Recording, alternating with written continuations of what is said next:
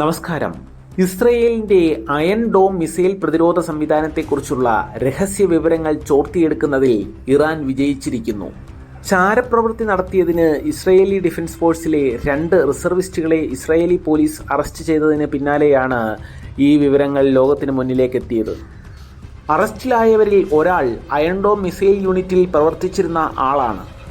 യുദ്ധസമയത്ത് ശത്രുവിനെ സഹായിക്കുക, വിദേശ ഏജന്റുമായി ആശയവിനിമയം നടത്തുക, ചാരവൃത്തി തുടങ്ങിയ ഗൗരവകരമായ കുറ്റങ്ങളാണ് അറസ്റ്റിലായവർക്കെതിരെ ഇസ്രയേലി പോലീസ് ചുമത്തിയിരിക്കുന്നത്.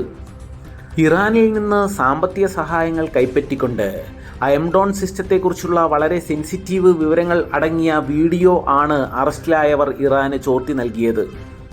തങ്ങൾ സാമ്പത്തികമായി ബുദ്ധിമുട്ടുന്നുണ്ടെന്നും ഒരു ഇറാനിയൻ വ്യക്തിയുമായി സോഷ്യൽ മീഡിയ വഴി ആശയവിനിമയം നടത്തിയിരുന്നതായും അറസ്റ്റിലായവർ ചോദ്യം ചെയ്യലിൽ സമ്മതിച്ചു. Israeli military police, Shin Bet എന്ന ഇസ്രയേലിൻ്റെ ആഭ്യന്തര സുരക്ഷാ ഏജൻസി, ലഹാവ് 433 യൂണിറ്റ് എന്നിവർ സംയുക്തമായി നടത്തിയ അന്വേഷണത്തിലാണ് ചാരപ്രവർത്തനം കണ്ടെത്താനായത്.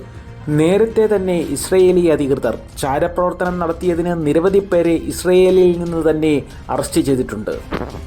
ഇതിൽ നിന്നെല്ലാം ഒരു കാര്യം മനസ്സിലാകുന്നത്, ഇതിനകം തന്നെ നിരവധി ഇറാനിയൻ ചാരന്മാർ ഇസ്രയേലിലേക്ക് നുഴഞ്ഞു കയറിയിട്ടുണ്ടെന്നാണ്. ഇത് ഇസ്രയേലിനെ സംബന്ധിച്ചിടത്തോളം അവരുടെ ദേശീയ സുരക്ഷയ്ക്കും ആഭ്യന്തര സമാധാനത്തിനും വളരെ വലിയ ഭീഷണിയായിരിക്കും സൃഷ്ടിക്കുന്നത്.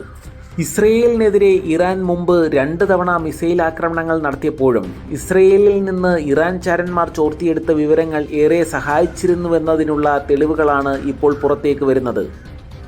തങ്ങൾക്ക് വേണ്ടി ഇസ്രയേലിൽ ചാരപ്രവർത്തനം നടത്താൻ സാമ്പത്തികമായി പിന്നോക്കം നിൽക്കുന്ന നിരവധി ഇസ്രയേലുകാരെ ഇതിനകം തന്നെ വിജയകരമായി റിക്രൂട്ട് ചെയ്യാൻ ഇറാന് കഴിഞ്ഞിട്ടുണ്ട്. ഇസ്രയേലിലെ ഇറാന്റെ ചാരശൃംഖലയ്ക്കെതിരെ ഇസ്രയേലിലെ രഹസ്യാന്വേഷണ ഏജൻസികൾ ഇപ്പോൾ കടുത്ത ജാഗ്രതയാണ് പാലിക്കുന്നത്. ഇസ്രയേലിന്റെ ശിക്ഷാ നിയമത്തിൽ വധശിക്ഷ ഉൾപ്പെടുന്നുവെങ്കിലും വളരെ അപൂർവമായ കേസുകളിൽ മാത്രമാണ് വധശിക്ഷ വിധിക്കാറുള്ളത്. രാജ്യദ്രോഹം ഇതിൽ പ്രധാനപ്പെട്ട ഒന്നാണ്. ഇപ്പോൾ അറസ്റ്റിലായവർക്കെതിരെ ചാർത്തിയിരിക്കുന്നതും വധശിക്ഷ ലഭിക്കാവുന്ന കുറ്റങ്ങൾ തന്നെയാണ്.